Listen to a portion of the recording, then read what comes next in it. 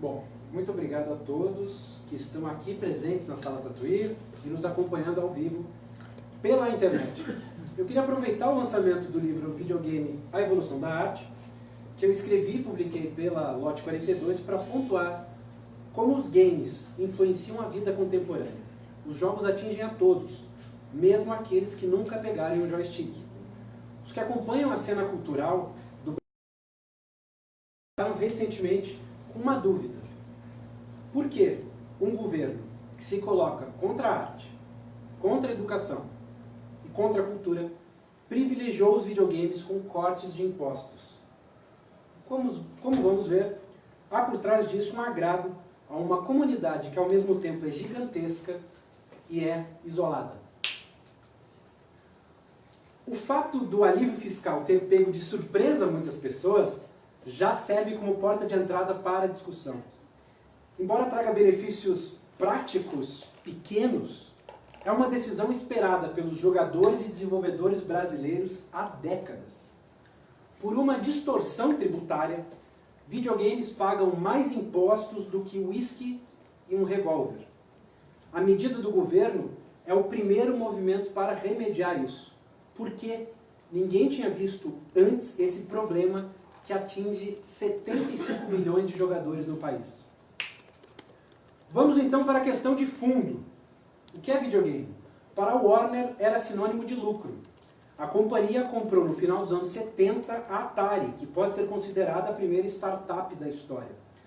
Ao tomar o controle da Atari, dispensou os hippies maconheiros que fizeram alguns dos jogos mais criativos da história, chamou, em seu lugar, executivos para rentabilizar ainda mais o investimento. Resultado, uma crise que virtualmente eliminou os videogames no continente.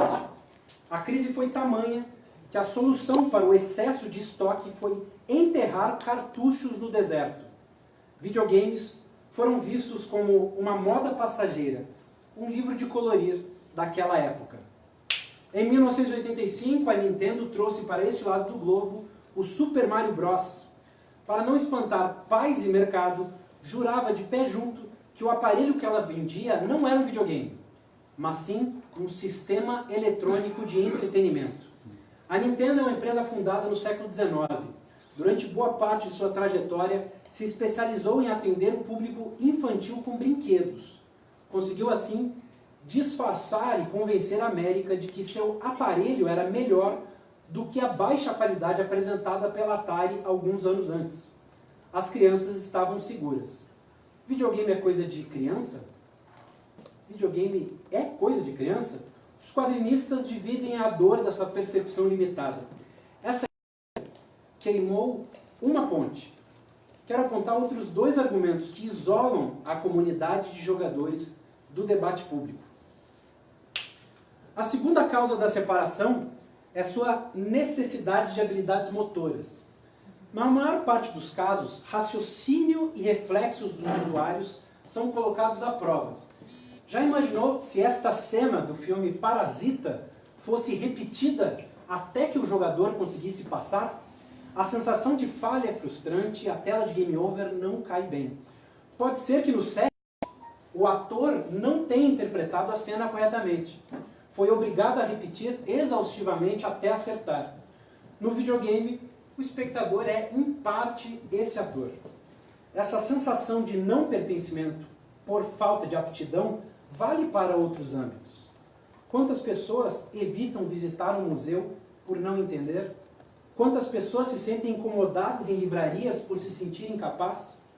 O videogame eleva esse sentimento ao explícito, manifesta a derrota na tela. Tem gente que não quer lidar com esse tipo de fracasso. A terceira barreira é a ênfase dos videogames na ação enquanto gênero. Isso acontece porque uma forma de aumentar a imersão no jogo é por meio de uma relação de sobrevivência, matar ou morrer. Somado a uma lógica de mercado que acostumou os jogadores a esse tipo de ambiente, faz ações como lutar, dar tiros, matar, serem comuns nos videogames. Aliás, pare um minuto para pensar e repare como a violência está espalhada por diversas narrativas. É parte da cultura contemporânea apresentar a agressão como ferramenta de solução de problemas. A imensa maioria dos filmes campeões de bilheteria e indicados ao Oscar contém cenas de violência física. Muitas cenas de violência. Isso que estou falando aqui só de violência física. Videogames espantam pela sua capacidade imersiva e interativa. Uma coisa é assistir Joaquim Fênix atuar como Coringa. Outra é o Coringa responder aos comandos e vontades de quem joga. O jogador é, em parte, responsável pelo que está acontecendo. Vira um co-criador. Essa característica provocou um conflito político formal nos Estados Unidos. No começo dos anos 90, os legisladores americanos criam uma espécie de CPI. Pedem explicações aos desenvolvedores, em especial Nintendo e Sega, ameaçam proibir os videogames por serem uma má influência para os jovens. E aqui começa o acuo dos videogames, dos jogadores de videogame, em querer discutir o seu hobby. Videogame vira um guilty pleasure, um prazer culpado. A questão permanece latente há décadas. Na semana passada, o jogo Fortnite foi proibido em escolas do Kentucky. A sensação de iminente proibição do seu hobby veda a comunidade de jogadores. Gera ressentimento. Abre parênteses. Ressentimento é definido no dicionário como rancor seguido do desejo de vingança. O que guiou, em grande parte, a guinada à direita que o planeta deu nos últimos anos foi esse sentimento. Fecha parênteses. Desde o caso Columbine, quando 2 jovens invadiram uma escola e mataram 13 pessoas, videogames são usados como bode expiatório para os massacres escolares. O Brasil teve uma chacina em uma escola na cidade de Sul no ano passado, com 7 mortos. O vice-presidente Hamilton Mourão atribuiu a culpa à garotada viciada em videogames. A opinião trouxe à tona momentos delicados da relação do videogame com o poder público brasileiro. O mais famoso atrito acontece bem antes, em 2008, quando um mapa não oficial do jogo Counter-Strike, ambientado em uma favela do Rio de Janeiro, levou o jogo a ser censurado em todo o território nacional. Vamos olhar para dentro da comunidade de jogadores. O que faz as tantas pessoas manterem joysticks em punho, gerando a indústria do entretenimento mais valiosa do mundo, com faturamento de 150 bilhões de dólares? Se existe essa frustração pela falha, há também felicidade pelo êxito em forma de feedback positivo. Antes dos videogames, os jogos já davam um retorno aos participantes. Quando um gol é marcado, muda a contagem do placar. Uma bola de sinuca encaçapada some da mesa, assim como as peças comidas em um tabuleiro de xadrez ou de damas. Porém, os videogames colocaram um tempero de vaidade no resultado. O score máximo de uma cabine do fliperama Space Invaders, lançado em 78, ficava exposto na tela diante dos olhos de quem viesse a experimentar a máquina depois. Ou seja, a pontuação de quem mais derrotou alienígenas voadores ficava gravada até que a máquina fosse desligada, o que costumava acontecer no final do dia. Esse conceito evoluiria para mostrar mais placares e até os autores das façanhas. Em jogos como Asteroids e Cadillac Dinossauros, era permitido aos jogadores colocarem 3 letras para identificar quem havia realizado o feito. Por mais estranho que seja, a pontuação foi exportada. Podemos pensar na transição das máquinas de ficha para os aparelhos caseiros como os primeiros livros em tipografia. Para não espantar o público acostumado a ler livros manuscritos, os impressores usavam fontes que simulavam a escrita feita à mão. A pontuação foi gradativamente sendo abandonada nos jogos, que encontraram outras formas de manter a atenção e estimular os participantes. A exibição de cenas que fazem a narrativa avançar, as chamadas cutscenes, foram alguns dos novos benefícios dados após a superação de certos obstáculos. O jogo de zumbis Resident Evil 4 só exibe para o jogador uma fala do pirata anão Ramon Salazar depois de sobrepujar uma quantidade de inimigos e resolver certos enigmas, por exemplo. A velha lógica da pontuação virtual dos games volta com força total nas redes sociais. Há um placar para a quantidade de seguidores, número exibido geralmente na tela principal dos perfis, explicitando assim o autor do feito. Isso vicia. A pontuação que as redes sociais dão em forma de curtidas, compartilhamentos, comentários, é um tipo de feedback importado dos videogames. É o centro de sua estratégia de sedução. O espírito de Pavlov oferece um delicioso biscoito para cada usuário buscando ansioso pelos resultados de uma postagem no Instagram. Agora, a admiração das pessoas é mensurável, matemática. A cantora Ivete Sangalo é seguida por 16,6 milhões no Twitter, sendo assim, portanto, 100 vezes mais famosa que o colega Humberto Gessinger, que tem cerca de 162 mil.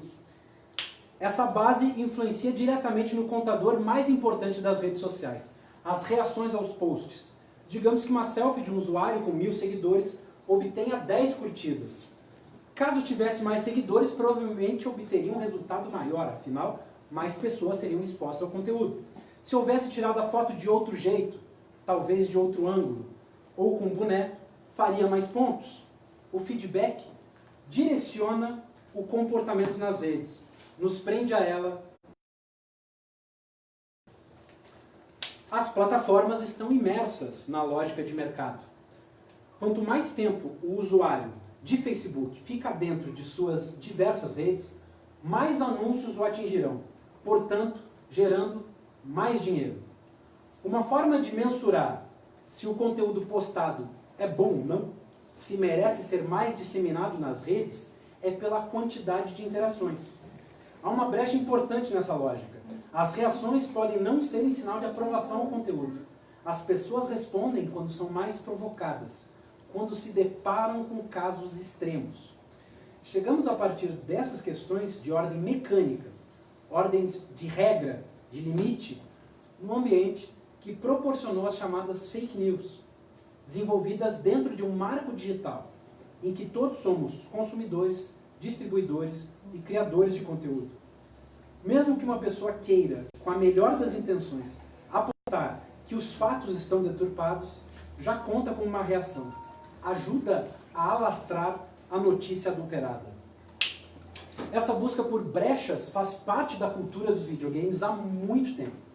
Os jogadores chamam de tease, queijo em inglês, quando encontram um desbalanço que proporciona uma facilidade para a obtenção do resultado do objetivo.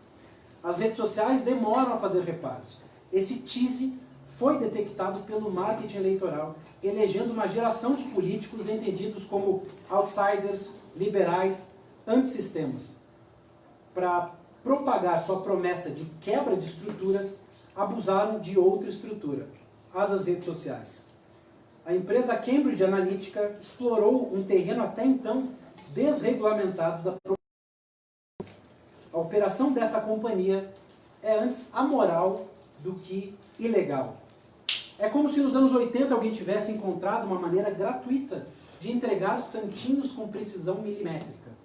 É contra a regra do jogo? Os usuários concordam em ceder seus dados pessoais para serem alvos de publicidade em troca de benesses? Não é esse o preço a se pagar para ter acesso a arquivos, fóruns de discussão do Big Brother? A questão eleitoral é apenas uma. Os segmentos também se aproveitam de furos no sistema e dessa forma que as pessoas se relacionam com as redes. Se tivéssemos prestado um pouco mais de atenção no pensamento por trás dos games, teríamos previsto esse movimento? Se tivéssemos jogado mais Super Mario Bros., teríamos extinto a pobreza extrema do planeta? Doom ajuda na distribuição de renda? É claro que não. Longe de mim querer apontar uma panaceia tola por meio dos videogames. Mesmo isolados do escrutínio público, pouco discutidos e pesquisados, a dinâmica dos videogames foi exportada a diversos aplicativos. O feedback da gamificação está presente nos apps, usados para trabalhar, comunicar, aprender, movimentar, exercitar, paquerar, comer. É tão extensa que atrevo-me a usar um vocábulo mais abrangente. Viver. A frase é pesada, mas é incontornável. A gamificação está presente nos instrumentos que usamos para viver. Alerto para prestarmos mais atenção nessa relevante expressividade conflitos, sem pré-julgamentos. Muito obrigado.